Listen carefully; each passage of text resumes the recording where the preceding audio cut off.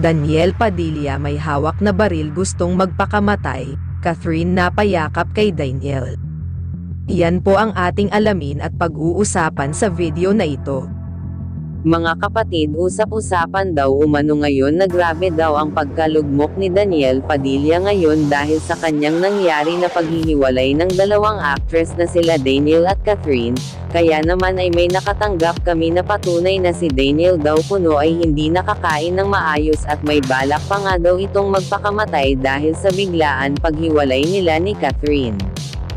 Kaya naman kumpirmado mga kapatid na si Daniel Padilla talaga ay gustong bumalik kay Catherine dahil nanghihinayang talaga siya siguro ang kanilang matagal na relasyon.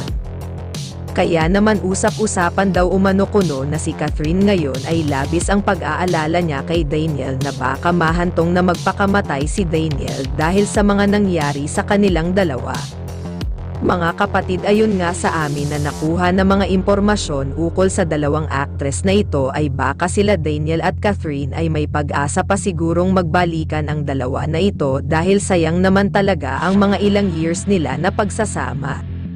Nakakalungkot lang dahil marami palang nagsisilabasan na mga bali-balita na si Catherine Bernardo daw ngayon ay stress at hindi nakakain ng maayos dahil sa paghihiwalay nilang dalawa. Kawawang babae mga kapatid dahil mabait ito at hindi snabera sa mga taong nagmamahal sa kanya. Kaya naman mismo mga netizen ay naapektuhan sa lungkot dahil sa mga pangyayari ng Daniel at Catherine.